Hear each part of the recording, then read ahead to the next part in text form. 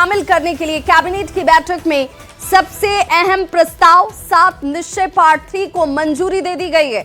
7 निश्चय पार्ट 3 के तहत बिहार के चौमुखी विकास के लिए 7 लक्ष्य तय कर दिए गए हैं, जिनमें दोगुना रोजगार, दोगुनी आय से लेकर अगले 5 साल में 1 करोड़ नौकरी और रोजगार के लक्ष्य को पूरा करने पर जोर दिया गया है। नीतीश कैबिनेट में ये बड़ा फैसला, जिसमें 7 निश्चय 3.0 को मंजूरी दी गई है। समृद्ध उद्योग, सशक्त बिहार, कृषि में प्रगति, प्रदेश की समृद्धि। 7 निश्चय 3.0 को मंजूरी इस रूप में, जिसमें महिलाओं को स्वरोजगार से आत्मनिर्भर बनाने पर जोर दिया गया है। जातीय गणना की रिपोर्ट के आधार पर काम किया जाएगा। चिन्हित 94 लाख परिवारों को रोजगार दिया जाएगा, जिस पर सरकार का फोकस है। और अगले 5 साल में 1 करोड़ नौकरी और रोजगार देना। ये दोगुना रोजगार, दोगुनी आय कैसे होगी? तो अगले 5 साल में 1 करोड़ लोगों को नौकरी और रोजगार के साथ जोड़कर सशक्त बनाना। उद्योगों के विकास के लिए 3 हाई लेवल कमेटी का गठन। पूर्वी भारत का टेक हब बनाने की दिशा में बिहार जो है वो आगे बढ़ता हुआ नजर आएगा। 5 साल में 50 लाख करोड़ निवेश का लक्ष्य इस 7 निश्चय 3.0 के तहत सुनिश्चित करने की दिशा में इस वक्त सरकार काम करती हुई। बंद पड़ी 9 और 25 नई चीनी मिलों को एक बार फिर से खोलने पर सरकार का भी जोर है, और इसीलिए कहा जा रहा है कि ये 7 निश्चय 3.0 के तहत दोगुना रोजगार और दोगुनी आय सरकार सुनिश्चित करने जा रही है। तो 7 निश्चय योजना 3.0 को मंजूरी, जिसमें देखिए जो सरकार बार बार कह रही थी कि भाई हमारा मकसद ये है कि बिहार के विकास को रफ्तार दी जाए, समृद्ध उद्योग के साथ बिहार को सशक्त बनाया जाए, और इसीलिए कृषि पर ज्यादा जोर दिया गया है। उन्नत शिक्षा और उज्जवल भविष्य हमारा मकसद है, हमारा ध्येय है, और इस दिशा में लगातार काम किया जा रहा है। नीतीश कैबिनेट की ये बैठक, जिसमें बड़े फैसले लिए गए, और दोगुना रोजगार कैसे होगा, दोगुनी आय लोगों की कैसे हो जाएगी, इन सभी बातों पर जोर दिया गया।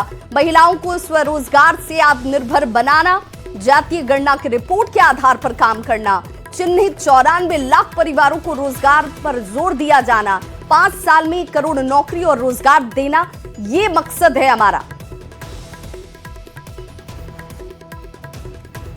आज 7 निश्चय मुख्यमंत्री नीतीश कुमार ने आज 7 निश्चय पार्ट 3 की घोषणा कर दी है। हमारे साथ इस वक्त बात करने के लिए मौजूद हैं आरजेडी के विधायक और सीनियर लीडर आलोक मेहता। आलोक जी, पार्ट 1 आया, पार्ट 2 आया, और अब पार्ट 3 7 निश्चय नीतीश कुमार ने आज घोषणा कर दी। देखिए, अच्छी बात है। बिहार के विकास के लिए जो योजनाएं बनाई जा रही हैं, वो मतलब पिछली गलतियों को खत्म करते हुए, पिछली गलतियों को सुधारते हुए यदि कुछ बनाया जाए तो मैं समझता हूं कि वह फलदायक होगा, फ्रूटफुल होगा। लेकिन जो 7 निश्चय 1 में कमी थी, 7 निश्चय 2 में कमी थी, मैंने 7 निश्चय लागू हुआ 2 पंचवर्षीय में, लेकिन जितनी भी योजनाएं हैं उनको जमीन पर आप जाकर देखें तो ऐसा लगता है कि अधूरी योजना पड़ी हुई है। अब नल जल योजना उसका हिस्सा था, अब जाकर देख लीजिए, अभी भी मतलब मैं समझता हूं कि ऐसा लगता है कि लगभग 40% जो दावा किया जा रहा है उसमें 40% योजना लागू ही नहीं। मोहल्ला का मोहल्ला, वार्ड का वार्ड पड़ा हुआ जहां पर पाइपलाइन नहीं बिछा, और यहाँ बोल दिया गया कि पूरी हो गई। तो इस तरह की योजना, रोजगार के क्षेत्र में भी वही हाल है। आंकड़ों से सिर्फ तो होना नहीं है, आपको पर्याप्त संसाधन के साथ साथ मॉनिटरिंग और इसमें जो व्याप्त भ्रष्टाचार है उसके करेक्शन के लिए, उसके उन्मूलन के लिए, उसको हटाने के लिए आप क्या कर रहे हैं, ये सब उस 7 निश्चय का हिस्सा होना चाहिए था, लेकिन उसमें कमी दिख रही है। मैं अपेक्षा करता हूं कि सरकार यदि 7 निश्चय 3 ला रही है तो इन तमाम सुधारों के साथ लावे, तो उसका एक फलाफल मिलेगा। बुनियादी सुविधाओं के साथ आय को दुगना करना, उद्योग की बात इस बार कही गई है। नहीं, आय को दुगना करना तो 2021 में ही होना था, हुआ तो आप सिर्फ योजना बनाएंगे और उसकी मॉनिटरिंग नहीं करेंगे, उसका टारगेट जो है उसका फीडबैक नहीं लेंगे, तो फिर इन योजनाओं को सफल कैसे बनाएंगे, ये जवाब देना चाहिए ना। हम लोग के बोलने बताने के बावजूद या खुद भी मॉनिटरिंग कर तो फिर भी करेक्शन नहीं कर पा रहे हैं। उन चीजों में सुधार लाइए और उसके बाद सकारात्मक जो उसका रिजल्ट होना चाहिए उस तक पहुंचिए, विपक्ष को उसमें शामिल कीजिए। आपका जो सिस्टम है उसमें ठेकेदार गलत काम कर रहा है और पब्लिक ऑडिट जिसको बोलते हैं, जनता ने यदि बता दिया कि ये गलत काम हो रहा है और प्रजातांत्रिक ढंग से उसका प्रतिरोध किया तो थाने में रंगदारी मांगने जैसा मतलब एक FIR हो जाता है ठेकेदार के द्वारा और उसके समर्थन में सारे इंजीनियर और सारे उसके पदाधिकारी वो खड़े हो जाते हैं। इससे आप न भ्रष्टाचार रोक पाइएगा ना उसकी गुणवत्ता को ठीक कर पाइएगा। तो मैं समझता हूं कि इसको फीडबैक की तरह लेना चाहिए, इन तमाम चीजों पर ध्यान देना चाहिए। तो बिल्कुल 7 निश्चय पार्ट 3 लॉन्च हो गया और विपक्ष भी इसकी सराहना कर रहा है, लेकिन विपक्ष के द्वारा सवाल भी पूछे जा रहे हैं कि पार्ट 1 और पार्ट 2 की जो योजनाएं थी क्या वो धरातल पर उतरी। कैमरा पर्सन सुबोध के साथ शैलेंद्र, न्यूज़ 18 पटना।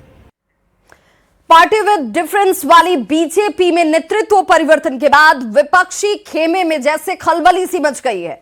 विपक्ष के नेता अब अपने ही नेताओं को बीजेपी से राजनीति को सीखने की नसीहत देते नजर आ रहे हैं। नितिन नवीन को बीजेपी का कार्यकारी राष्ट्रीय अध्यक्ष बनाए जाने पर कांग्रेस नेता ऋषि मिश्रा और आरजेडी प्रवक्ता मृत्युंजय तिवारी ने बड़ा बयान दिया है। दोनों ने बीजेपी के इस फैसले से विपक्ष को सीखने की नसीहत दी है। बीजेपी में नेतृत्व का परिवर्तन होता है लेकिन खलबली विपक्ष में मच जाती है। कांग्रेस में बेचैनी साफ नजर आती है। ऋषि मिश्रा का बयान इस दृष्टिकोण से देखा जा सकता है। आरजेडी के मुख्य प्रवक्ता है मृत्युंजय तिवारी, उनकी तरफ से कहा जाता है कि भाई बहुत कुछ विपक्ष को देखना और समझना होगा। दोनों ने बीजेपी के इस फैसले से विपक्ष को सीखने की नसीहत दी। जात पात की राजनीति से ऊपर उठने की जरूरत है, सिर्फ गाली देने से कुछ नहीं होगा। कार्यकर्ताओं का सम्मान बहुत जरूरी है। बनाया है युवा नेता को, हम लोग एक साथ असेंबली में थे, उसके लिए हार्दिक बधाई। और सबके लिए सबको हम लोगों को सोचना पड़ेगा कि हम जो अरिथमेटिक की बात करते हैं, अरिथमेटिक जोड़ लेते हैं कि ये समाज 15%, आज अरिथमेटिक से राजनीति नहीं होता, केमिस्ट्री चाहिए। वोटर्स के बीच में भी केमिस्ट्री बन चुका है और पार्टियों को अपने अंदर में भी बनाना पड़ेगा केमिस्ट्री। जात धर्म से ऊपर उठना पड़ेगा। राहुल गांधी जो बोलते हैं, महात्मा गांधी जी जो बोलते हैं कि, और अम्बेडकर साहब ने जो बोला है कि वंचित को आवाज दीजिए लेकिन किसी को गाली मत दीजिए। हर दल के कार्यकर्ताओं में भी ये उत्साह होता है जब किसी भी दल के हमारे कार्यकर्ता को बड़ा सम्मान मिलता है। तो ये हर दल को भी इस उदाहरण से सीखना चाहिए कि कार्यकर्ताओं का सम्मान हो तो पार्टी और मजबूत होती है।